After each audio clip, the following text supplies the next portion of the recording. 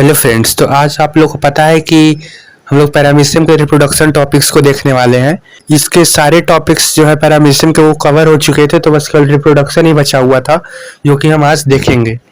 तो पैरामीशियम में जो रिप्रोडक्शन का होता है, दो टाइप होता है। एक होता है सेक्सुअल एंड एसेक्सुअल रिप्रोडक्शन। दोनों टाइप के रिप्रोडक्शन जो है वो पैरामीशियम में पाए जाते हैं। अब सेक्सुअल और एसेक्सुअल रिप्रोडक्शन के भी कई प्रकार हो सकते हैं, तो चलिए देखते हैं।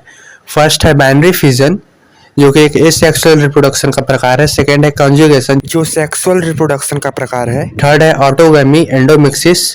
ये सारे जो रिप्रोडक्शन के प्रकार हैं वो आप लोग को आगे चल के बताए जाएंगे, तो आप लोग इस वीडियो में लास्ट तक बने रहिएगा।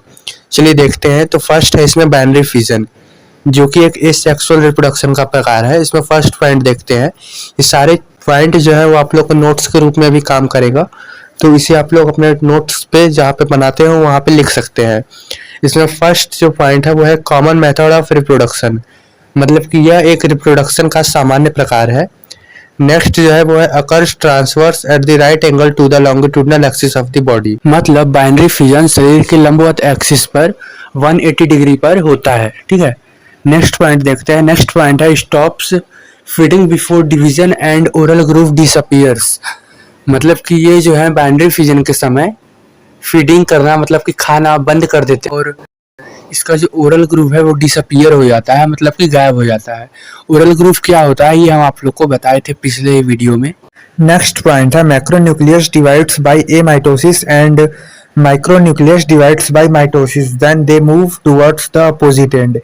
इसका मतलब है कि मैक्रोन्यूक्लियस जो है वो वर्टिकली डिवाइड होता है और माइक्रोन्यूक्लियस जो है वो माइटोसिस करके डिवाइड होता है, और ये दोनों जो है मतलब मैक्रोन्यूक्लियस और माइक्रोन्यूक्लियस दोनों जो है वो एक दूसरे के अपोजिट पोल पर चले जाते हैं। ठीक है, अब नेक्स्ट पॉइंट देखते हैं। ये जो सारे पॉइंट है वो आप लोग को फ्लो डायग्राम में भी दिखाया जाएगा, तो तब तक के लिए वेट कीजिए। नेक्स्ट पॉइंट है at the same time the constriction develops at the middle part of the body which divides cytoplasm into two equal parts, मतलब कि इसी समय, मतलब कि जब मैक्रोन्यूक्लियस और माइक्रोन्यूक्लियस डिवाइड्स होता है इसी समय द कॉन्स्ट्रिक्शन डेवलप्स, मतलब बीच में से पैरामीशियम के बीच में से एक कॉन्स्ट्रिक्शन डेवलप होता है। ये हम आप लोग को इस तरह दिखाना चाहते हैं, जैसे ये पैरामीशियम है तो इसी तरफ से यहाँ से कॉन्स्ट्रिक्शन डेवलप होता है, इसे कॉन्स्ट्रिक्शन बोलते हैं, मतलब इसको अंदर की तरफ धंसने की क्रिया को कॉन्स्ट्रिक्शन बोलते हैं।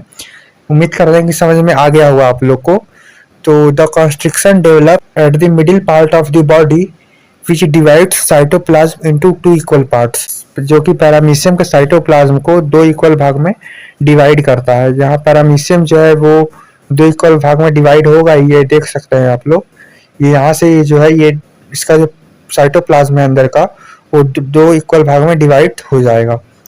अब नेक्स्ट पॉइंट देखते हैं। नेक्स्ट पॉइंट है a fully grown paramecium is thus divided into two daughter individuals, मतलब कि एक जो संपूर्ण रूप से वृद्धि किया हुआ पैरामीशियम जो होता है वो डिवाइड होता है दो डॉटर इंडिविजुअल में, मतलब कि दो डॉटर सेल्स में। अब नेक्स्ट पॉइंट देखते हैं। ये आप लोग देख सकते हैं, ये बाइनरी फिजन है, ये आप लोग को बताया जाएगा। तब तक पहले इसके पॉइंट सारे खत्म कर लिए जाए पहले, फिर इसके बाद। नेक्स्ट पॉइंट है daughter from anterior end is called proter and from posterior end is called opisthe, मतलब कि पैरामीशियम में जानते हैं ये पैरामीशियम पहले दो भागों में इसका साइटोप्लाज्म जो है वो डिवाइड होता है। ये आप लोग चित्र की मदद से हम आप लोग को बताने की कोशिश कर रहे हैं। यहाँ से ये पैरामीशियम जो है वो दो भागों में यहाँ से डिवाइड हो चुका है। ये पैरामीशियम का एक्चुअली स्ट्रक्चर नहीं है, बस केवल हम आप लोग को बताने के लिए बता रहे हैं। तो यहाँ से ये दो भागों में डिवाइड होता है, और जो एंटीरियर एंड से जो बनता है उसको प्रोटर कहते हैं, और जो पोस्टीरियर एंड से जो भाग बनता है, जो सेल बनता है, इसको ओपिस्ट कहते हैं। ठीक है, अब नेक्स्ट पॉइंट देखते हैं। नेक्स्ट पॉइंट है ये जो पॉइंट है आप लोग का, ये वाला बहुत ही इंपॉर्टेंट पॉइंट है ये वाला, तो इसे आप लोग जरूर नोट करके रखिएगा। नेक्स्ट पॉइंट है they are of equal size and have a complete set of cell organelles, मतलब कि ये दोनों जो होते हैं वो इक्वल साइज होते हैं, मतलब कि साइज में जो है दोनों की बराबर होते हैं।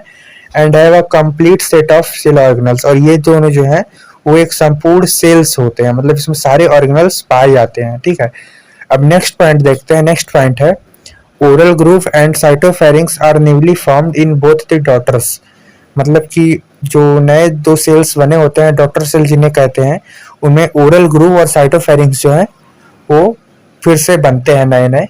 अब नेक्स्ट पॉइंट देखते हैं। नेक्स्ट पॉइंट है one contractile vacuole goes to proter and another to opisthe.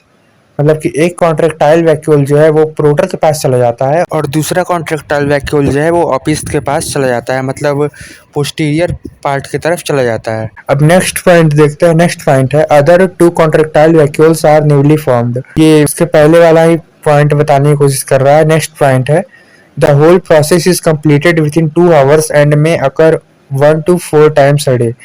मतलब कि ये पूरा जो बाइनरी फ्यूजन का प्रोसेस होता है पैरामीशियम में वो 2 घंटे का समय लेता है और में अकर 1 to 4 times a day, मतलब एक दिन में ये 1 से 4 बार हो सकता है।